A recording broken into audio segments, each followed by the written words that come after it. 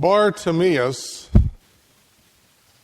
was not born blind like the man in the Gospel according to John, whom we always recall on one of the later Sundays during Lent. Bartimaeus was not born blind. He had his sight for many years and then lost it. So he knew what he didn't have.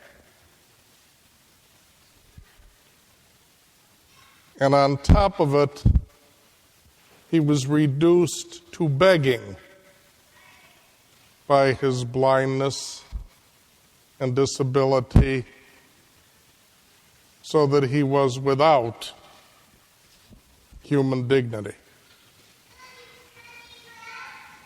Bartimaeus is sitting there in his misery, and along comes Jesus. And Bartimaeus can't control himself because all of a sudden hope invades his misery. And he cries out to Jesus. Jesus says, "Bring him over here. What do you want from me?" Bartimaeus is a plain-spoken man. "Lord, I want to see."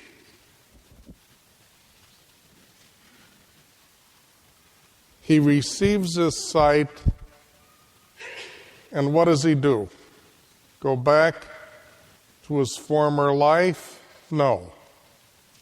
With his new sight, he immediately follows Jesus. That's what our new evangelization during the year of faith is all about. So many once had their sight, but have become blind. The problem is they don't know enough to say, "I want to see." And somehow we are to be the instruments of the hope of Jesus Christ that moves them to say that. But we have a major problem in our country and in our society with people, including many Catholics, who simply don't want to see. There was an article in the State Journal today, and you can almost conclude from that it's unreliable, but it is, by a sociologist about Vatican II. And Vatican II brought life to lay people. Vatican II took lay people seriously. All of that is right. How did Vatican II take lay people seriously? Vatican II pointed out that lay people don't simply obey the church anymore. They're adult. They're too adult for that. So what Vatican II said is the lay people are obligated to find out what the church teaches and then make up their own mind about it. Find out what the church teaches and then say yes or no. In other words, this sociologist, whose observations are included in this article, believes that what Vatican II did for the church is make possible cafeteria Catholicism. Vatican II pushed cafeteria Catholicism. Oh, you have to find out what the church teaches, but then you decide whether to follow it or not.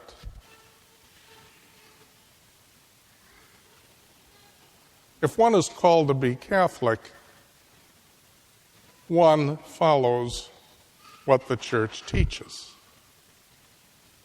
That's the correct understanding of conscience. And if one really cannot follow what the church teaches, then one's conscience requires that one leave the church. But one's conscience does not require that one makes up one's own personal religion from A to Z, finding out the church's teaching and then saying, well, that's okay, that's okay, that's okay. Over here, I don't like this. I will cast my line item veto on what the church teaches.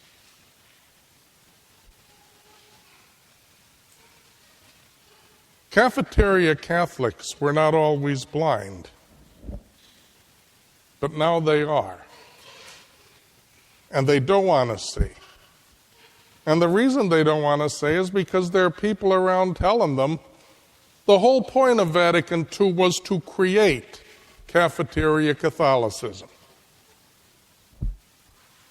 How could that ever be true?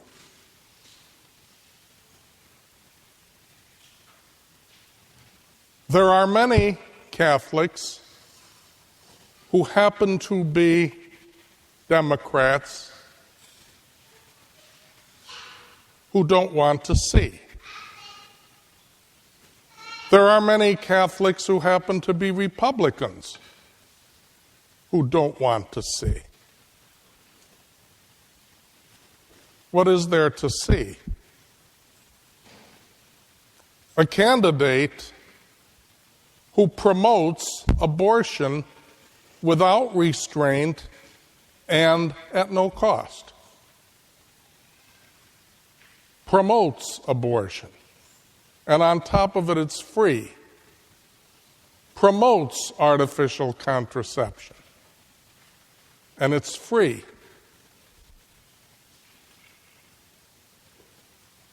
Sometimes I think to myself, it would make sense that someone would not worry about the effects of colossal debt on future generations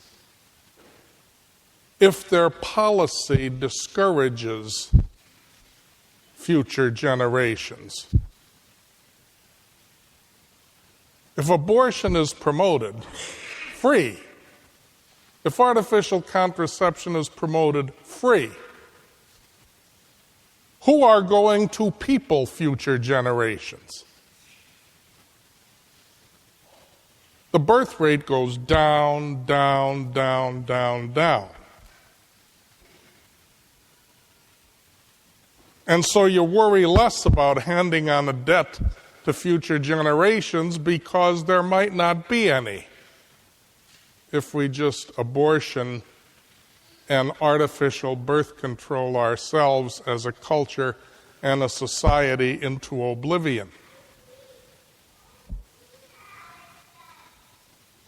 This is very serious business. And yet there are many who call themselves Catholics who don't want to see. Written in our very human nature, in the language of our body, by the Creator, is that marriage means one husband, one wife, one lifetime with openness to children. Every human being has a right to marry the person he chooses or she chooses of the opposite sex. No one's right to marry a person of the opposite sex is threatened. But there is no right to redefine marriage as same-sex marriage. To redefine marriage is to attack the essence of being human. God made them human, male and female, and he made them for marriage. He gave their bodies a nuptial meaning. That's who we are as human. We are male and female. If that doesn't matter, then humanity as it was created starts to ebb away. And now we have people who want to play some kind of a game that is deadly to humanity, that says, well, let the child be born, and after some years, let him or her decide whether he wants to be he or she.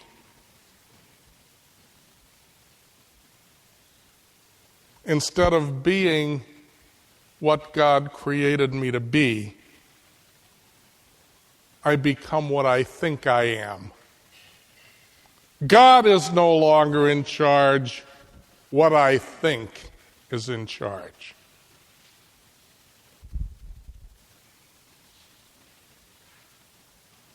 I don't want to see. Many Catholics, unfortunately, are caught up in that. And if someone does not want to see, there's no hope for healing, because they don't know they need to be healed, obviously. And look at the press and the television, the mass media. We're getting an overdose of it every day. I don't want to see what happened in Libya, in Benghazi. I don't want to see it, at least until the election is over. Then maybe.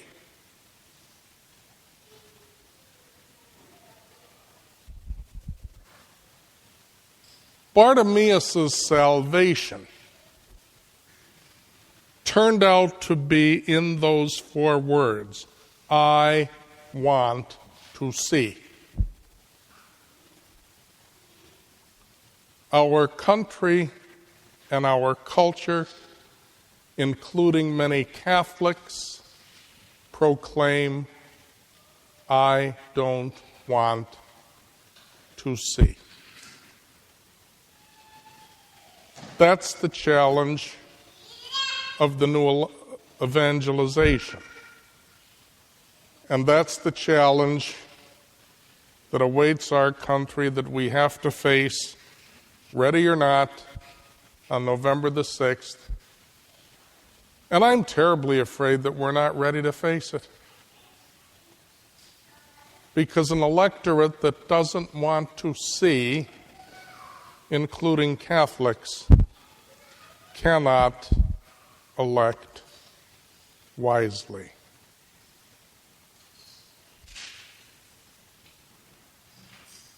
You and I have to be instruments of waking people up out of their blindness. They're blind and they think it's fine. At least for right now. That blindness could lead our country more and more in the direction of inhumanity. As a result of this election, our country could become more and more and more inhuman in its soul.